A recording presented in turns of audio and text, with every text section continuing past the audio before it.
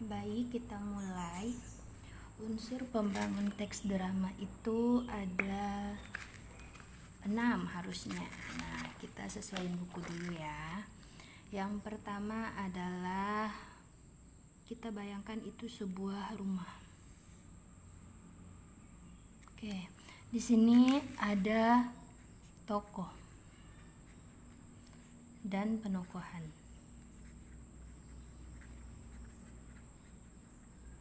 Kenapa di sini Ustazah lambangkan sebagai tiang? Karena pada dasarnya jika tidak ada tokoh atau pelaku yang mengambil bagian dalam cerita, maka sebuah drama itu tidak akan berlangsung dengan baik, karena kita tidak akan tahu apa yang didramakan atau apa yang sedang dibahas di dalam drama.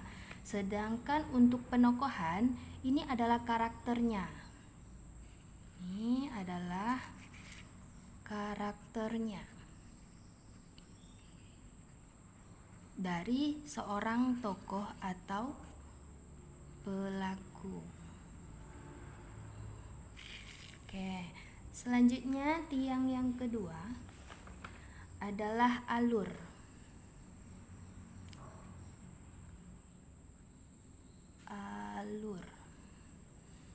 Oke, alur ini adalah jalan cerita. Jadi setelah ada tokoh, ada pelaku, maka akan ada alur, yaitu rangkaian peristiwa yang menggambarkan cerita ini.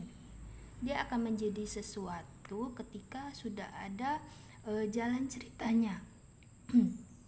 Oke. Di sini, di alur ini dia terbagi menjadi beberapa. Biasanya ada konflik, ada penyebab konflik, nah, dan ada penyelesaiannya. Sedangkan biasanya kalau di drama itu adalah ada motifnya dulu, baru penyebabnya, penyebab konflik atau permasalahan. Oke. Selanjutnya ada konfliknya, masalahnya,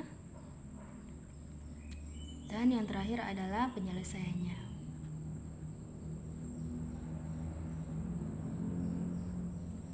Oke, sampai sini semoga semuanya bisa paham. Selanjutnya tiang yang ketiga adalah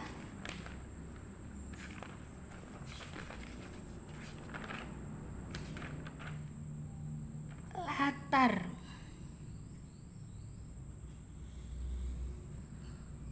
Ini adalah latar. Latar ini juga terbagi menjadi 3. Ada latar tempat, yaitu lokasi terjadinya peristiwa. Ada waktu, kapan terjadinya, terus ada suasana, bagaimana sebuah peristiwa itu terjadi. Jadi apakah gambarannya itu berhubungan dengan situasi yang ditimbulkan dan oleh peristiwa dalam cerita itu. Nah, itu apakah dia menakutkan, apakah dia membahagiakan. Sedangkan kalau waktu ini waktu terjadinya pagi, siang, sore. Untuk tempat ini adalah lokasi atau di mana tempat kejadian itu terjadi. Bisa di rumah, di sekolah, jalan, dan sebagainya. Yang keempat itu adalah tema.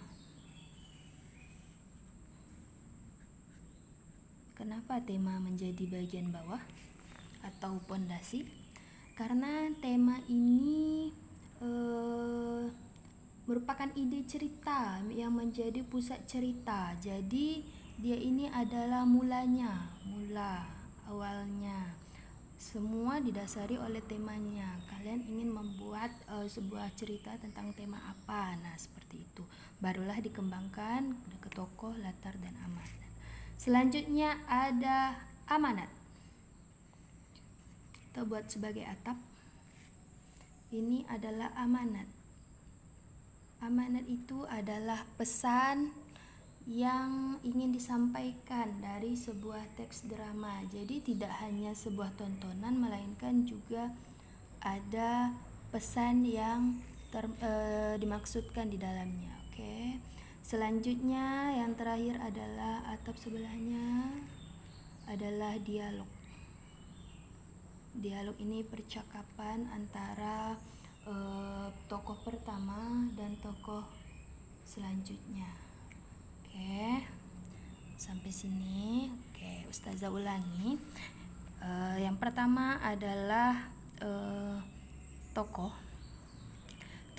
Tokoh ini memiliki karakter yang disebut penokohan. Nah, dalam tokoh dan penokohan ini ada beberapa sifat lagi.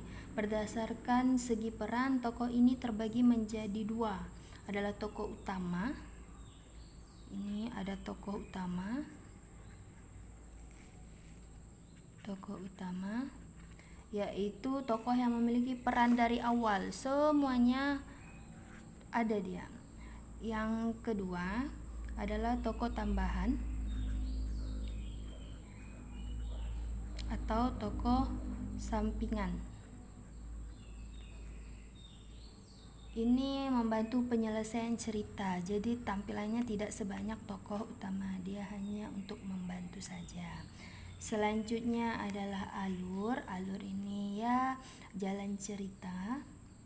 Di sini juga ada latar, tempat, waktu, dan suasana. Kemudian ada tema. Tema ini adalah hal yang mendasari sebuah cerita, yaitu berbentuk ide cerita ya. Nah, selanjutnya ada pesan yang ingin disampaikan dan ada percakapan yang dilakukan agar penonton menjadi mengerti. Semoga sampai sini semuanya bisa mulai paham. Cukup sekian. Assalamualaikum warahmatullahi wabarakatuh.